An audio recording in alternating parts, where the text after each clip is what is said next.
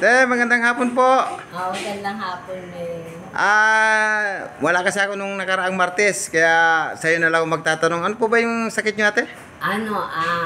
Eto, frozen shoulder, dalawa, nakaganyan na lang ako. Hindi mo na talaga siya maiangat? Hindi na. Tapos iba na mukha ko, hindi na ako nakakain kasi anak ko na rin nagpapaligo sa Ay, di sa madaling sabi po, pangalawang session nyo lang po ngayon. Pero kumusta na po yung pakiramdam nyo po sa ngayon? Okay naman, maganda na. Okay na. Nayaan ko na, ko na yung hilig-hilig ko. Okay, salamat sa Panginoong Jesucristo. Ayan. Hindi mo pa kailangan magbuhat ng mabibigat niyan, te, ha? Kasi kapapasok lang yan. Salamat sa Diyos at salamat sa kay Apo at sa inyo rin po. Sa alipin, Ama Jesus Nazareno. Alipin, Ama Jesus. At salamat din po, ate, sa inyong pagtitiwala. Sa patuloy na pagtitiwala nyo sa Ama Jesus Nazareno. Ay, salamat. Taga saan po kasi kayo, te? Santa Rita, Dila lang. Okay po. Ingat po kayo, ate, sa pag-uwi. Salamat po. Bye-bye. Bye-bye. Okay. Thank you po, Lord.